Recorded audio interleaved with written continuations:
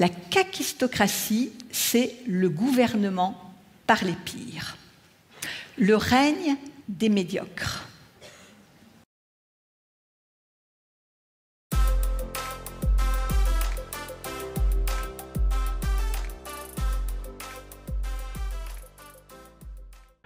Mwaramutse uko ukiko bwije umwana w'umuntu aguma yiga ijambo rishasha nize muri iyi minsi canke imyaka ya vuba n'ijambo bita kakistocracy mu gifaransa riri no mu congereza kakistocracy. Nkiryumva nagira ngo ni ijambo abantu bafondafonze ridafise ico risigura, ariko uriko uraraba krasi, demokrasi, kratos, abantu bashobora kumenya ico krasi gisigura. Kakistos canke kaki sinazi ico arico, usivye ko natanguye kwibaza ko ari ijambo ribi. Hari ijambo muri Afrika y'Epfo ababayo mu kiafrikaneze bita kak bo ariko nazo ko atari ico rivuga. Kakistocratie rero nkuko mubona ngaho ngo ni le pouvoir des pires, donc aho usanga abantu banyuma aribo batwara. Kugira ngo simpave mugira ngo nivyo ndiko ndavuga jewe canke uwo ndiko ndakiza, reka twumvirize uyu mufaransa kazi, nibaza ko umufaransa kazi kuva mu Gifaransa. Ni muri vya bintu hariho platform bita TED Talks. TED Talks ni nk'ibenza nk'amanama canke talks, speeches, conferences, talks, aho usanga abantu bagenda bakavuga amajambo kuri suje iyi canke iyindi. Reka uyu tumwumvirize agiye kuva kuri kakistocratie. Voilà, ndasigura gatoyi ivyo nshoboye gutahura. Kakistocratie. Kakistocratie. Mais quel mot bizarre. Ati ni jambo bizarre. Que peut-il désigner? Une maladie psychique? Une démonstration mathématique? Une contrée bizarre? L'élevage des kakis? Rien de tout cela. La kakistocratie, comme beaucoup de mots savants, est forgée sur deux mots grecs. Kakistos, les pires, kratos, le gouvernement. La kakistocratie, c'est le gouvernement par les pires. Donc on va kwari ahantu haba hatwara abantu novuga banyuma. Mu Gifaransa kwanza bishaka ijambo mediocre, ugasanga nibo batwara, ariko repire neza ko binarenza aho ko bishobora kuvuga abantu b'inkozi z'ibibi. Sinzi neza na neza je ko nari ndarizi yari nk'abantu ba mediocrité, ariko neza ko byose bijanye. Le règne des médiocres. Ah voilà, médiocre. Le pouvoir des incompétents. Incompétence, donc abantu badashoboye ugasanga nibo batwara. Alors ça pourrait être le titre d'un thriller ou d'une sombre fiction. Et en fait, c'est une situation que vous rencontrez peut-être tous les jours. Ati no kuvuga ushobora kwibaza ngo ni fiction canke ibintu abantu biyumvira nk'imigani, atari ko mu buzima bwa misi yose ushobora gusanga ubona iyo cyo kintu. Vous êtes-vous posé la question récemment? Comment mon manager, mon boss, mon PDG, est-il arrivé à ce poste? Aturigira wigira wibaza ikibazo ati uyu muntu yaba boss wawe, umuntu agutwara, yaba directeur general n'ibiki, hajya ahantu yahashitse gute?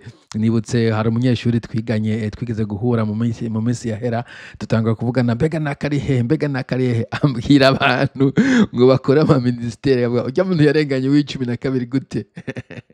Anyway. Alors qu'il est complètement incompétent. Ou autre formule, comment ce PDG, ce boss, est-il encore en poste après des années alors qu'il est nul et que tout le monde le sait? Ati kandi washobora kwibaza ujya muntu aracafise kiya kibanza gute kandi imyaka yose amaze atakintu ahamaze. Rimwe ahubwo hari n'igihe uzubona umuntu bahaye promotion yaramaze iminsi atwara ikampani societe yayihombeje canke yatwara nabi atakintu yagize, ukazobona baramupromotinze. Bienvenue en kakistocratie. Donc il y a une kakistocratie. Alors, quand j'ai commencé à évoquer ce concept sur les réseaux sociaux, j'ai eu des centaines de messages. Et ça continue. Alors, il y a des gens qui me remerciaient d'avoir posé un mot même compliqué, sur une situation complexe qu'il vivait, qu'il n'arrivait pas à décrypter. Et puis, il y avait aussi, et il y a toujours des centaines de messages de gens qui m'exprimaient leur souffrance. Car ce n'est pas simple de travailler en kakistocratie. Abumva abantu benshi baramwandikiye muri abo harimo abamubwira ingorane bafise kubera ntivyoroshe gukora ahantu muri kakistocratie usanga abantu bari incompétent ntivyoroshe. Vous découvrez quoi? Que l'incompétence, que la médiocrité ont de la valeur. Alors que depuis tout petit, on vous dit quoi? Il faut bien travailler à l'école pour avoir un diplôme. Il faut être compétent pour être recruté. Il faut être le meilleur pour être promu. En kakistocratie, toutes ces valeurs qui forgeaient votre existence, mérite, reconnaissance, compétence, explosent, disparaissent. Donc kenshi na cyane cyane mu bihugu biteye imbere iyo uri kwishura kubwira wige neza uronka amanota meza nuba no mundi kwa ruko wige neza uronka amanota meza bizogufasha kubona akazi ukorane n'umwete bizogufata kukuronka promotion atariko yo hari kakistocratie ivyo vyose uba waruzi ivyo warize uzi ubwenge ukora cyane nta valeur biba bigifise. Il y a de quoi être perturbé. Tuva ko biteye ubwoba. Et puis au quotidien, ce n'est pas simple d'avoir un manager incompétent. Iki naco urumva iyo ufise umuntu Il faut faire à sa place. iyo utwagwa n'umuntu ari incompétent navyo nyine ati ntivyoroshe. Il faut aussi gérer un sentiment de frustration et d'injustice, car on a travaillé dur, pour en arriver là. Iki naco urumva ko umeze nk'ushavuye n'ukumva ko ucitse intege kubona hari umuntu cyangwa ukumva ko ari akarenganyo kuba wakoze cyane sinzi ko aho hantu urahakora wibuka buri muntu ukora rwose cyangwa uzundi muntu akora cyane azi ubwenge afise inyishu nyinshi ku bibazo muba muhanze ariko agaca batora umuntu wa nyuma kubera afite amaconnection n'ibindi akaba ari bashira hejuru biragutera ishavu ryinshi. On peut aussi ressentir de la honte pour son organisation. Et ça peut aller jusqu'à la perte d'estime de soi. urashobora no kumva isoni nkaje personnellement harimo abantu mbona nk'iyo bariko bafata amadisikuru ngaho ku maradiyo canke bajya duhora tuvuga nk'ujya muntu ndiko ndamwumviriza hanyuma akavuga ngo ni wantwara no kumva isoni nyene ntikweri. Donc c'est bien de poser un mot sur un phénomène, mais ça ne suffit pas. Kuri ivyo vy'isoni mu bisanzwe ni nka twe tuva muri Afrika ndeka kubesha kandi nta muntu yogenda yirata ngo jewe ngo siko bimeze. Abantu benshi biragutera isoni kuvuga igihugu uvamwo kukumva abandi babazwi bafite ikintu bazwi ko c'est pas Brazil n'amadavuga bakavuga ati mwe murashaka gukina soka uvuze umu Chinese ati barakora cyane cyane barazi kung fu je ne sais pas uvuze uwundi muntu ariko ubu muri Afrika cyatangura kwiyumvira abantu mediocre urumva biranagutera n'isoni. Il faut comprendre le pourquoi et le comment de la kakistocratie. Ça vous intéresse? Oui, ça nous intéresse. Alors, je vais vous livrer deux niveaux d'explication. Okay. Là, au niveau plus des individus et l'autre plus au niveau des systèmes. Car il y a des systèmes organisés de kakistocratie. Abantu. Au niveau des individus, il y a trois comportements qu'on rencontre classiquement. Vous les connaissez. Donc, le premier rejoint ce qu'on appelle le principe de Peter. C'est quoi ça? Peter a dit que plus on monte dans la hiérarchie, plus on rencontre son incompétence. Au début, on est très compétent, puis moins compétent, puis de moins en moins. Et dans tous ces dispositifs de promotion à l'ancienneté, si on ne sait pas dire non, eh bien on se retrouve en situation de pouvoir, incompétent pour sa fonction. Deuxième situation, c'est ce qu'on peut appeler le piège de la compétence. Bon, icambere ko vuze uko utera uduga ibiti niko utera incompetence igabanuka niba ari nk'umucamanza muri commune hanyuma bakagusha muri province procureur de la province na procureur général hanyuma bakakugira c'est pas mukuru wa cour constitutionnelle usanga kumbure competence watanguranye itera igabanuka kubera amatashe uzuronka uko uduga ariko agabanuka.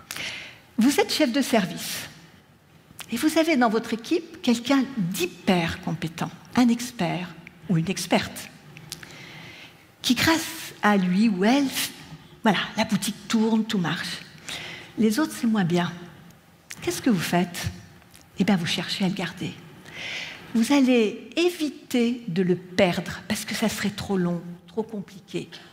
Et au contraire, vous allez plutôt surnoter, faire partir les moins compétents qui vont aller tranquillement vers des promotions. Troisième comportement kakistocrate, c'est tout simplement la peur de la compétence. Bon, icya kabiri sinagitahuye neza ariko naza kukavuze nk'umuntu usanga ufise muri abo bantu ufise umuntu azi ubwenge cyane hanyuma ugatinya kumwiyegereza ukaza kuguma wiyegereza abandi bantu batakugira wowe biguteye ubwoba. Vous n'êtes pas très compétent. On vous demande de recruter des talents. Super. Bon, iki naco nibaza ko ari ikindi baguhamagaye ngo ugiye gurokita abantu bakavuga uri directeur general urokita abantu bari imbere munsi yawe uratinya kurokita abantu bancabwiye kubera uvuga uti baza kunchallenging. Va se passer, il risque de vous mettre devant votre incompétence et pire, de prendre votre place. Donc il vaut peut-être mieux recruter des moins compétents et continuer à les dominer. Je passe au système. Donc le système, il y a 3 grands leviers de la kakistocratie. Le premier, c'est la dette. Alors j'illustre. Vous recrutez un compétent ou une compétente. Normal, il ne vous doit rien. Au contraire. Il va contribuer à l'organisation, à l'entreprise. Et vous recrutez quelqu'un qui n'est pas assez compétent pour le poste. Eh bien, il vous doit quelque chose. urumva ideni ni nk'uko ugiye nk'ubu uhamagaye umuntu azi gukora ako kazi araza agakora avuga ati bo jewe nkorera 1000 nkwiye 1000 nta na kimwe ndaguheraniye bijya vyuba ngo nsororera mikiniki abantu bakora avuga ati cyenda gusorora gute jewe nkorera amafaranga amafaranga nakoreye utampaye ahandi ashaka kuja gukora handi mugabo arujya muntu watoraguye ku muhanda cyangwa cy'abanyarwanda ukamuha akazi kamurengeye urumva guma avuga ko agufitiye ideni ryo usanga yego nyakugira imana yego nyakubaho hamwe n'umugore wiwawe ushobora kumutanga kumuha boss kubera uzi yuko ubuzima bwawe ubukeshawe iyo atabawe uri ku rimibiraya hariya mu Kayanza. Il vous est redevable et il le sera toute sa carrière. C'est comme ça que se construisent par exemple les mandarinats universitaires. Notre levier des systèmes kakistocrates, c'est la configuration clanique. Vous connaissez aussi. Ces entreprises où ce qui est plus important, c'est d'embaucher son frère, sa sœur, son oncle, son cousin, jusqu'à aller au syndrome du fils du patron. Bon, hanibaza ko kuvuga ibintu byo mu miryango usanga ari kuvuga murabe neza uko ari muri West ari kuvuga ama entreprise privé mugabo twetwusha muri gouvernement ugasanga umuntu ari kurokita famille nto muri famille yavuze clan ariko wavuze ko mukuze umuneve umugore umusaza w'umugore wawe ukaza ushira mu maposte abantu kubera abo muri famille atari ko bafite compétence.